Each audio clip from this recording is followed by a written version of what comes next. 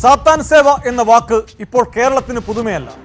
അതീന്ദ്രിയ അനുഭവങ്ങളും കെട്ടുകഥകളും വിശ്വസിച്ച് സാത്താൻ സേവയിൽ ഏർപ്പെടുന്നവരുടെ എണ്ണം നമ്മുടെ നാട്ടിലും വർദ്ധിച്ചു വരുന്നതായാണ് റിപ്പോർട്ടുകൾ. തിരുവനന്തപുരം വെള്ളറടയിൽ ആർ ജോസ് എന്ന 70-കാരനെ മകൻ വെട്ടിക്കൊലപ്പെടുത്തിയതോടെയാണ് വീണ്ടും സാത്താൻ സേവ വാർത്തകളിൽ നിറഞ്ഞത്. വെള്ളറട കൊലപാതകത്തിൽ കൂടുതൽ വിവരങ്ങൾ പുറത്തുവരികയാണ്. പ്രതി പ്രജിൻ കൊലപാതകത്തിന് ദിവസങ്ങൾക്ക് മുമ്പ് യൂട്യൂബിൽ ഏറ്റവും അധികം കണ്ടത് മാർക്കോസ് സിനിമയിലെ ആണായി പിറന്നോനെ ദൈവം ബാധി സാത്താനെ എന്ന ഗാനമാണ്. അന്ധവിശ്വാസത്തിന് പുറമെ സാമ്പത്തിക കാരണങ്ങളും കൊലയ്ക്ക് പിന്നിലുണ്ടോ എന്ന് പോലീസ് സംശയിക്കുന്നു. ജോസിന്റെ കൊലപാതകത്തിന് മുമ്പ് സിനിമ ചെയ്യുന്നതിനായി പ്രജിൻ കോടികൾ ആവശ്യപ്പെട്ടിരുന്നതാണ് വിവരം. ഉടൻ തന്നെ പ്രതിനെ കസ്റ്റഡിയിൽ വാങ്ങി കൂടുതൽ ചോദ്യം ചെയ്യാനുള്ള ഒരുക്കത്തിലാണ് പോലീസ്.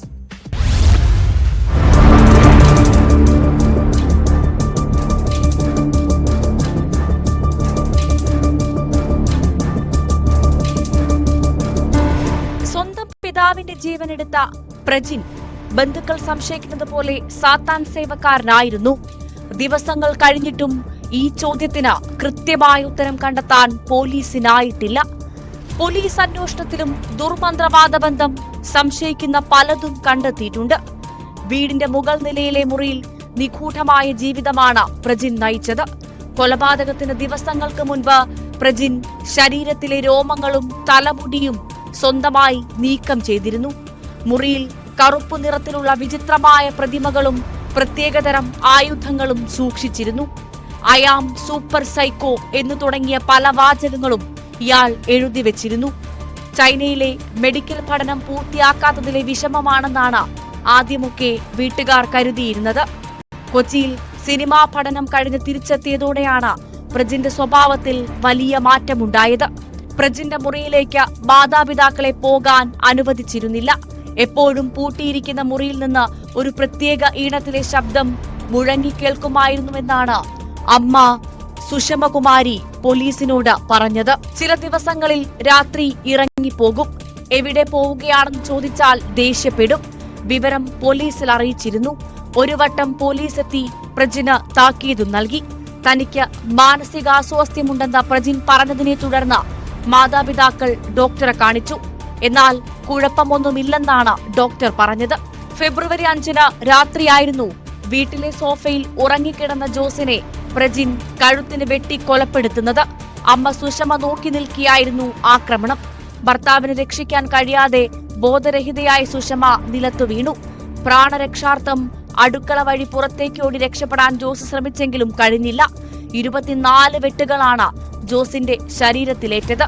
കൊലയ്ക്ക് ശേഷം വെള്ളറട പോലീസിന് മുന്നിൽ കീഴടങ്ങിയ പ്രജിൻ നിലവിൽ നെയ്യാറ്റിൻകര സ്പെഷ്യൽ സബ് ജയിൽ റിമാൻഡിൽ കഴിയുകയാണ്.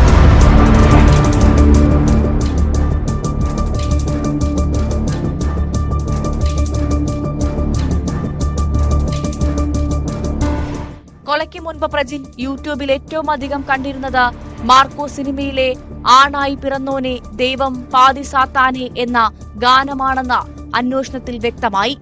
വീട്ടിൽ സാമ്പത്തിക വിഷയത്തിൽ തർക്കം നടന്നിരുന്നെന്നും ഇയാൾ പോലീസിന് മൊഴി നൽകിയിട്ടുണ്ട്. മെഡിക്കൽ പഠനത്തിനായി പ്രജിനെ അയച്ചതിലടക്കം കുടുംബത്തിന് സാമ്പത്തിക ബാധ്യതയുണ്ടായിരുന്നു. ജോസിന്റെ കൊലപാതകത്തിന് മുൻപ് സിനിമ ചെയ്യുന്നതിനായി പ്രജിൻ കോടികൾ ആവശ്യപ്പെട്ടിരുന്നു. ഇയാൾക്ക് 5 ഫോണുകളാണുള്ളത്. ഇതിലേതാണ് ഉപയോഗിച്ചിരുന്നതെന്ന് കണ്ടെത്താൻ സഹോദരി ഉൾപ്പെടെ കുടുംബാംഗങ്ങളെ പോലീസ് വിളിച്ചുവരുത്തി മൊഴിയെടുത്തു. ഫോണുകൾ ഫോർമാറ്റ് ചെയ്തിരുന്നതിനാൽ വിവരങ്ങൾ പൂർണ്ണമായി വീണ്ടെടുക്കാൻ കഴിഞ്ഞിട്ടില്ല. പ്രജിനെ കസ്റ്റഡിയിൽ വാങ്ങി കൂടുതൽ ചോദ്യം ചെയ്യാനുള്ള ഒരുക്കത്തിലാണ് പോലീസ്. കൊച്ചിയിൽ സിനിമാ പഠനം നടത്തിയ സ്ഥാപനത്തിലെത്തിയും പോലീസ് വിവരങ്ങൾ ശേഖരിച്ചിരുന്നു. ജയിലിൽ നിന്നിറങ്ങിയാൽ മകൻ തന്നെയും മകളെയും കൊല്ലാൻ സാധ്യതയുണ്ടെന്ന് അമ്മ സുഷമകുമാരി പോലീസിനെ അറിയിച്ചിട്ടുണ്ട്. കേസിലെ ദുരൂഹതകളുടെ ചുരുളഴിക്കാനുള്ള തീവ്ര ശ്രമത്തിലാണ് പോലീസ്.